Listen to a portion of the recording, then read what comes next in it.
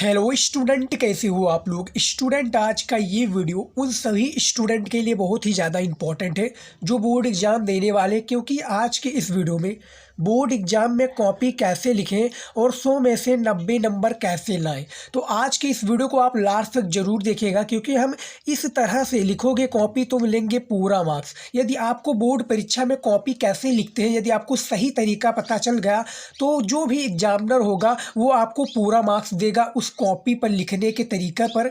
तो आज की इस वीडियो को आप लास्ट तक जरूर देखिएगा, क्योंकि हमने इसमें डिटेल में बताया हूँ कि किस प्रकार से आपको कॉपी लिखनी है। लाइव बिल्कुल कर दिखाऊंगा कि इसी प्रकार से आपको भी बोर्ड एग्जाम में कॉपी लिखनी है। काफ़ी स्टूडेंट का था कि सर आप कॉपी लिखने पर वीडियो बनाइए, तो हम इस पर भी आपका वीडियो बना रहे हैं। तो देखिए, आपको इस तरह से कॉपी लिखनी है। आपका बोर्ड एग्जाम में ये इस प्रकार से कॉपी रहेगा, आप देख सकते हैं। मैं नाम लिख देता हूँ उसमें, लेकिन उसमें नाम लिखने नहीं आता, उसमें आपको रोल नंबर सिर्फ लिखना रहता है और पिन कोड, जो स्कूल का केंद्र का नाम, यही सब आपको लिखना रहता है। उसमें आपको नाम नहीं लिखना होता है। तो हमने उसका भी एक डेडिकेटेड वीडियो बना देना है। तो देखिए, यहाँ पर नाम हम अपना लिख देंगे आर शिवम। देखिए, नाम हमने अपना लिख दिया जो हमारा नाम है। उसके बाद में रोल नंबर XYZ। डे पूर्णांक जो है इसमें 100 नंबर का रहेगा, क्योंकि हम 12वीं का लिख रहे हैं। सेम इसी प्रकार से हाई स्कूल जो इंटर के छात्र हैं दोनों कर सकते हैं। तो देखिए, इस प्रकार से आपका कॉपी रहेगा। अब आपको करना क्या है, बोर्ड एग्जाम में जाने से पहले आपको कॉपी मिल जाएगा, वहाँ पर आपको एक स्किल की सहायता से, ये देखिए स्किल रहेगा, और इसकी सहायता से आपको क्या कर देना है, एक ब्लैक स्केच या पेन से आपको इस तरह से कॉपी में क्या कर देना है, एक चिन्ह खास देना है, यानी एक डंडी खींच देनी है इस प्रकार से कॉपी में। ये देखिए, कॉपी में इस तरह से भी इधर आप खींचना चाहे तो इधर भी कर सकते हैं, लेकिन ज़्यादा नहीं खींचना है। देखिए, इस प्रकार से आपने कॉपी में खींच लिया। उसके बाद अब आपको करना क्या है, ये देखिए हमारा मॉडल पेपर है कुछ इस प्रकार से। ये देखिए मॉडल पेपर है, देख लिए मॉडल पेपर है, हिंदी का मॉडल पेपर है। उस कॉपी लिखने का हम बिल्कुल सही तरीका बताते हैं आपको लाइव में। ये कॉपी है हमारा। अब देखिए, इसमें पूछा गया है, हम ये सब नहीं पढ़ेंगे क्योंकि ये सब आपके लिए है। यही बताया जाता है कि 3 घंटा का पेपर होता है, 15 मिनट आपको पढ़ने के लिए होता है, यानी जो ये मॉडल पेपर होता है 15 मिनट पढ़ने के लिए। तो देखिए, हम सीधा लाइव करके आपको दिखाते हैं। 2 भागों में डिवाइड है, खंड का और खंड खा में। तो सेक्शन ए में आपका 50 नंबर का पूर्णांक होता है और सेक्शन बी में आपका 50 नंबर का। टोटली आपका 100 नंबर का पूर्णांक होता है क्लास 12 वालों के छात्र के लिए। तो देखिए, खंड का है। अब देखिए हम किस प्रकार से लिखेंगे कॉपी में, क्योंकि हम खंड का से शुरुआत कर रहे हैं। तो यहां पर लिखेंगे, देखिए खंड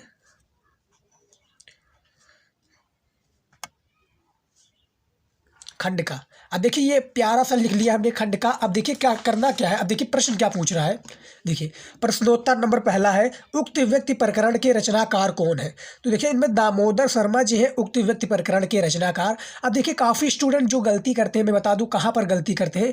वो देखिए, प्रश्न लिखते हैं बोर्ड एग्जाम में पहले, उसके बाद में 4 ये विकल्प लिखते हैं, उसके बाद में सही आंसर लगाते हैं। ये गलती बिल्कुल भी नहीं करनी है, क्योंकि यदि आप ये गलती करेंगे तो बोर्ड एग्जाम में आपका काफ़ी समय वेस्ट होगा। तो एग्जामिनर जो कहता है कि देखिए, प्रश्नोत्तर नंबर डाल के मैं देखो किस प्रकार से आपको कॉपी में लिखकर बताता हूँ किस प्रकार से आपको करना है। यदि आपको समय बचाना है बोर्ड एग्जाम में, आपको पूरे जितने भी आपका प्रश्न है उसका उत्तर देना है, तो यहाँ पर हम डालेंगे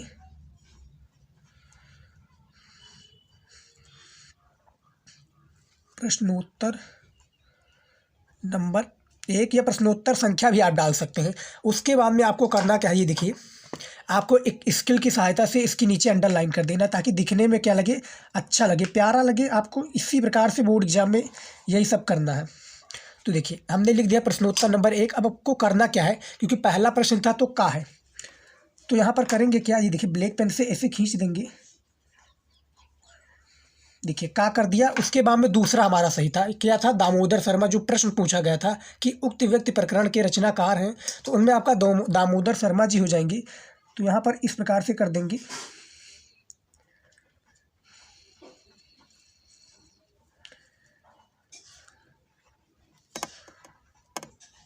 देखिए, हमारा ये सही होगा। अब हमारा पहला हो गया। अब देखिए, दूसरा प्रश्न क्या है कि भारतेंदु युगी की पत्रिका है, तो खा है, क्योंकि प्रश्नोत्तर 1 में ही चल रहा है। तो खा है, भारतेंदु युगी की जो पत्रिका है कवि वचन सुधा है, तो इसको भी हम लगा लेते हैं। देखिए, अब इसका आपको वही तरीका अपनाना है। इसमें भी आपको देखिए यहाँ पर खा डाल देना है, क्योंकि प्रश्नोत्तर नंबर 1 में ये का खा गा घा से है।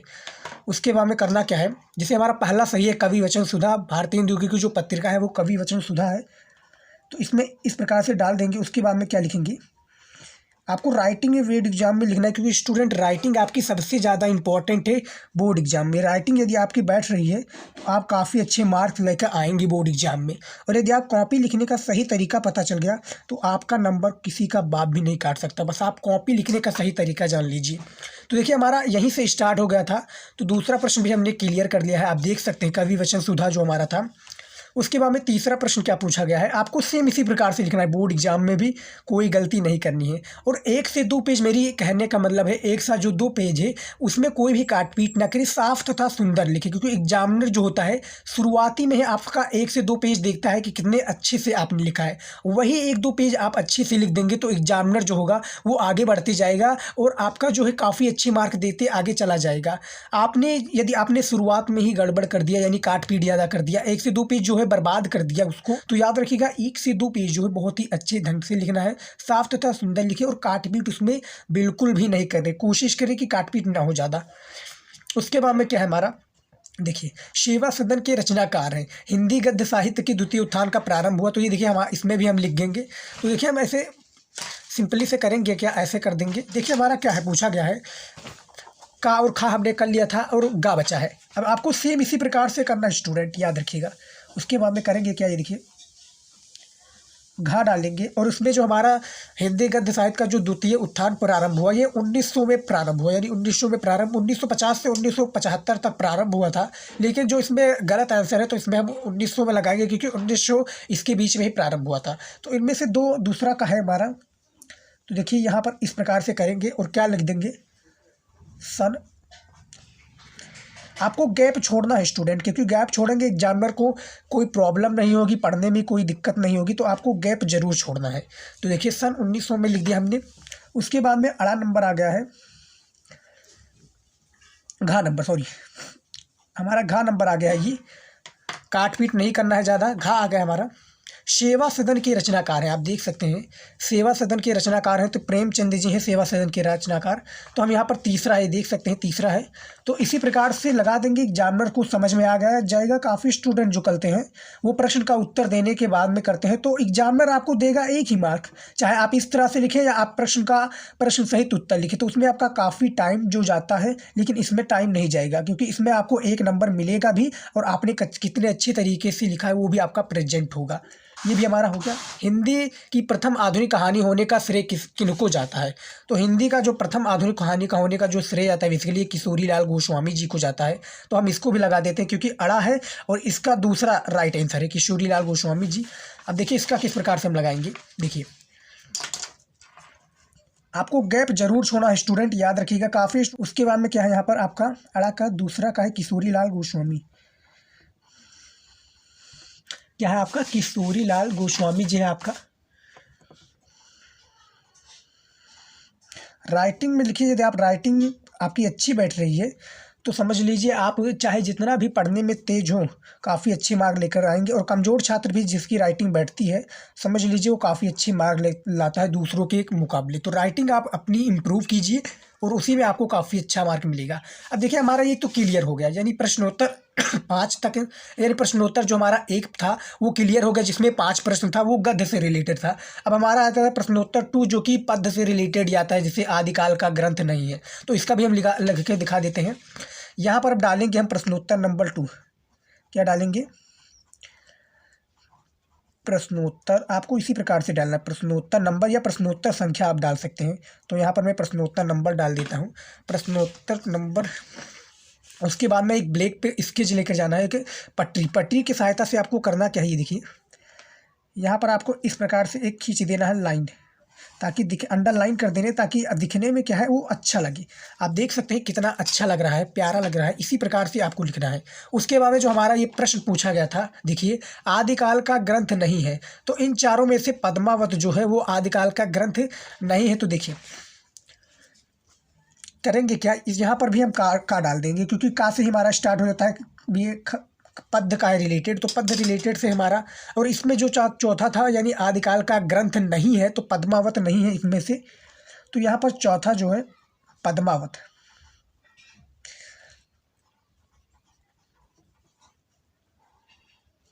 पद्मावत नहीं है तो ये हमने लगा दिया। उसके बाद में दूसरा जो था, अष्टछाप के कवियों का संबंध है भक्ति काल की किन शाखा से, तो वो कृष्ण भक्ति शाखा से। 4 विकल्प इसी प्रकार से दिया जाएगा। यदि आपने हमारा ऑब्जेक्टिव क्वेश्चन का हिंदी का वीडियो नहीं देखा है तो वो वीडियो भी देख लीजिए, क्योंकि काफ़ी बोर्ड एग्जाम नज़दीक आ रहा है।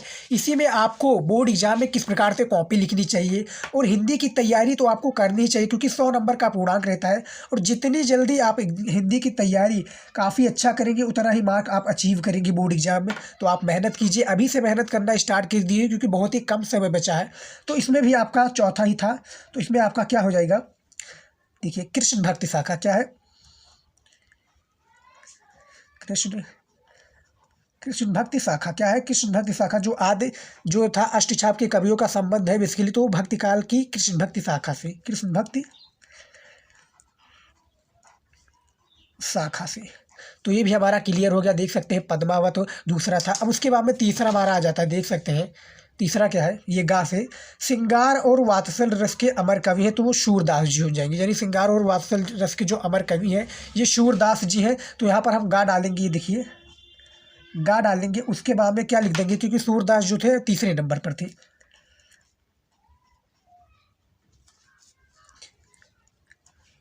सूरदास देख सकते हैं, सूरदास भी हो गया। अब देखिए हम यहाँ पर हमने लिख लिया, देख सकते हैं किस प्रकार से लिखा है। इसके आगे भी जो हमारा आ जाता है प्रक्रिया। उसके बाद में ये देखिए जो हमारा घ नंबर है, चांद का मुंह टेढ़ा रचना विधा है, तो क्या है वो काव्य है, क्या है काव्य है। तो ये घ नंबर है, देखिए इसके हम अंदर में ही करेंगे, याद रखिएगा स्टूडेंट। तो चांद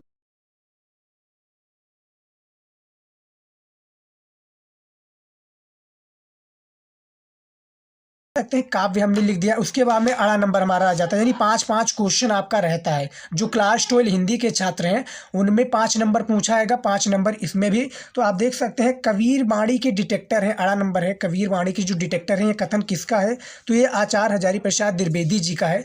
तो देखिए आचार्य हजारी प्रसाद द्विवेदी जी का किस प्रकार,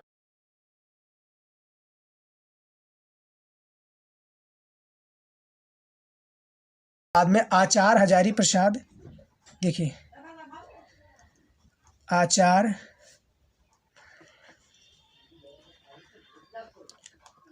हजारी प्रसाद, ये देखिए आचार्य हजारी प्रसाद द्विवेदी।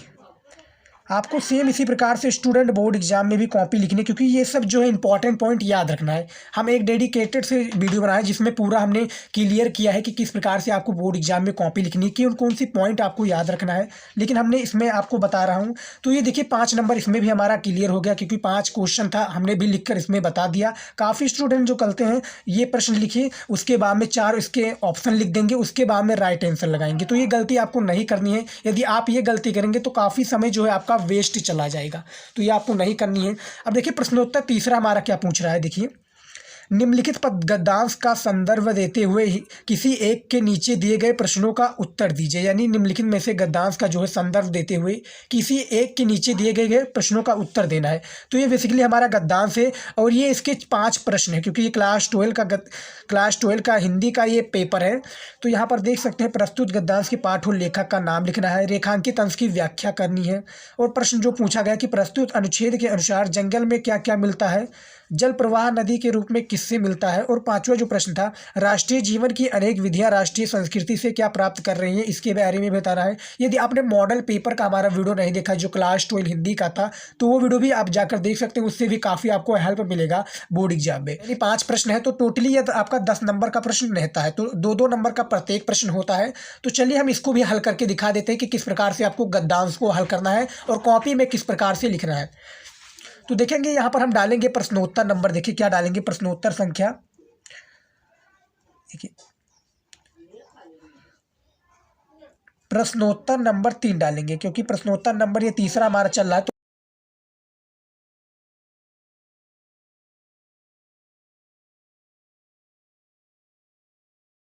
प्रश्नोत्तर नंबर 3 हमने डाल दिया, आप देख सकते हैं। उसके बाद में करेंगे क्या कि जंगल में जिस प्रकार जंगल में जिस प्रकार आप देख सकते हैं अनेक लता और वृक्ष वनस्पति अपने अभ्युदय भाव में उठते हैं, तो ये हमें करना है। तो पहला जो प्रश्न पूछा गया कि प्रस्तुत गद्यांश के पाठ और लेखक का नाम बताइए, यानी जो प्रस्तुत गद्यांश के पाठ और लेखक हैं वो कौन है, तो इसका नाम बता रहा है। तो मैं नाम बता देता हूँ लिखकर आपको किस प्रकार से करना है। इसमें बताया गया है कि जंगल में जिस प्रकार अनेक लता वृक्ष और वनस्पति अपने अवधेय भाव से उठते हुए पारस्परिक सम्मेलन में अवरोधी स्थिति प्राप्त करते हैं, उसी प्रकार राष्ट्रीय जन अपनी संस्कृतियों के द्वारा एक दूसरे के साथ मिलकर राष्ट्र में रहते हैं। जिस प्रकार जल के अनेक प्रवाह नदियों के रूप में मिलकर समुद्र में एक रूपता प्राप्त करते हैं, उसी प्रकार राष्ट्रीय जीवन की अनेक विधियां राष्ट्रीय संस्कृति में समन्वय प्राप्त करते हैं। समन्वय युक्त जीवन राष्ट्र का सुखदायी रूप है। अब आपने पढ़ा होगा तो इसको तो याद हो जाएगा, लेकिन इसमें हमने बता दें की पॉइंट भी है। जैसे राष्ट्र की बात हो रही है तो पहला जो आपका चैप्टर है राष्ट्र का स्वरूप, जो कि वासुदेव शरण अग्रवाल द्वारा लिखा गया है, तो उसी से लिया गया गद्यांश है। तो आपका तो पहला तो क्लियर हो गया कि प्रस्तुत गद्यांश पाठ और लेखक का नाम, तो राष्ट्र का स्वरूप पाठ का नाम और जो लेखक का नाम है वासुदेव शरण अग्रवाल। तो देखिए हमें इसमें भी लिख लेते हैं। प्रश्नोत्तर नंबर हमारा तीसरा डल चुका है। अब इसका किस प्रकार से लिखेंगे, क्योंकि पहला प्रश्न पूछा गया कि प्रस्तुत गद्यांश के पाठ और लेखक का नाम।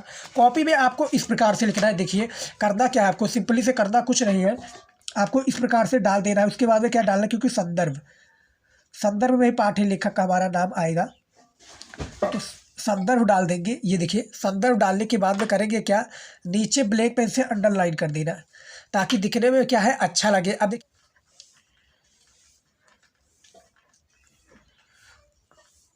प्रस्तुत गद्य अवतरण, प्रस्तुत गद्य अवतरण हमारी पाठ्य पुस्तक, हमारी पाठ्य पुस्तक के, अब यहाँ पर आपको ब्लैक पेन का यूज करना है, पाठ्य पुस्तक के गद्य भाग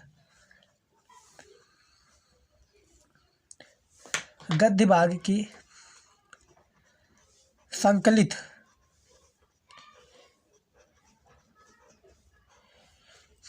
संकलित एवं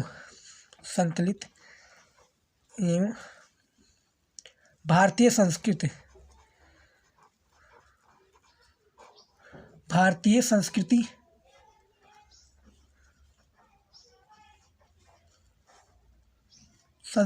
के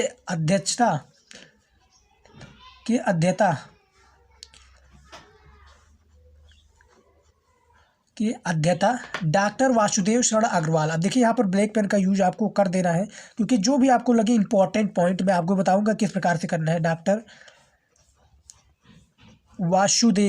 वासुदेव शरण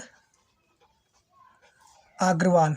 देखिए अब यहाँ पर आपको ब्लैक पेन का यूज इसलिए कर देना है क्योंकि ये पॉइंट है, क्योंकि चैप्टर का जो लेखक का नाम है डॉक्टर वासुदेव शरण अग्रवाल जी हैं, तो लेखक का तो नाम लिख दिया। उसके बाद में क्या है, द्वारा लिखित है, क्या लिखना है आपको, द्वारा, ये हमारा संदर्भ है, द्वारा लिखित, जो कि गद्यांश था हमारा, द्वारा लिखित राष्ट्र का स्वरूप। अब ये इसको भी आपको लिखना है किससे, ब्लैक का, क्योंकि ये चैप्टर का नाम है राष्ट्र का स्वरूप, गद्यांश से लिया गया था, राष्ट्र का स्वरूप। इसको भी आपको ब्रैकेट में कर देना है। स्वरूप शीर्षक निबंध से अवतरित है, शीर्षक से लिया गया, शीर्षक से उद्धृत है, शीर्षक निबंध से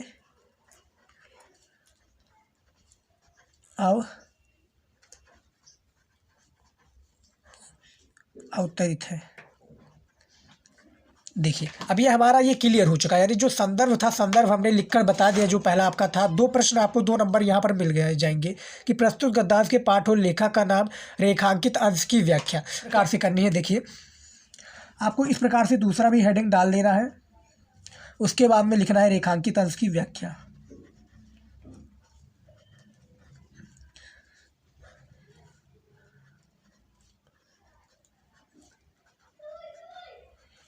रेखांकित अंश की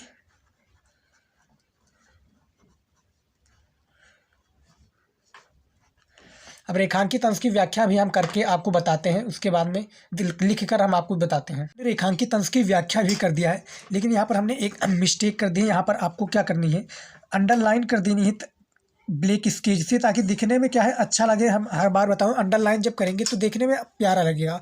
तो संदर्भ भी लिख दिया। जो हमारा रेखांकित अंश का व्याख्या था, ये देखिए क्या था, समन्वय युक्त जीवन राष्ट्र का सुखदायी रूप है। तो जो अंडरलाइन किया है इसी का हमें व्याख्या करना था। तो व्याख्या देखिए किस प्रकार से है। लेखक के अनुसार राष्ट्रीय संस्कृति अथवा राष्ट्र के अस्तित्व के लिए ये अत्यंत आवश्यक है कि किसी राष्ट्र में निवास करने वाले जन अपने सभी प्रकार के भेदभावों को भूलकर, जो जन है अपने सभी प्रकार के भेदभावों को भूलकर परस्पर मेल जोल से रहे हुए भाषा, धर्म, जाति आदि विभिन्नताओं के उपरांत भी विविधता में एकता की भावना भी परिचय दे। इस प्रकार की समन्वयात्मक भावना के फलस्वरूप ही किसी राष्ट्र के निवासी सुखद जीवन व्यतीत करने में सफल हो सकते हैं। तो देखिए रेखांकित अंश की व्याख्या हो चुकी है। अब देखिए जो इनमें 3 प्रश्न पूछा गया, आप देख सकते हैं। प्रस्तुत अनुच्छेद के अनुसार जंगल में क्या क्या मिलता है, जल प्रवाह नदी के किससे मिलता है, राष्ट्रीय जीवन के अनेक विधियां राष्ट्रीय संस्कृति से क्या क्या प्राप्त कर रही है। तो इसका राइट आंसर आपको इसी में मिल जाएगा। आप देखेंगे, ध्यान से पढ़ेंगे तो आपको गद्दांश में ही इन तीनों आंसर मिल जाएगा और 6 नंबर आप प्राप्त कर सकेंगे। तो देखिए जो आज का हमारा वीडियो था यही तक था। बहुत ही लंबा हो चुका है वीडियो। तो वीडियो आज का हमारा यही तक था। कॉपी किस प्रकार से लिखें, इसी प्रकार से आगे भी आपकी प्रक्रिया रहेगी। हम एक डेडिकेटेड से वीडियो बनाए जिसमें सभी प्रकार के क्वेश्चन का आंसर किस प्रकार से दें, कॉपी किस प्रकार से लिखें, तो उस पर भी हमारा वीडियो मिल जाएगा। मिलता है नेक्स्ट वीडियो में नए टॉपिक के साथ। जय हिंद।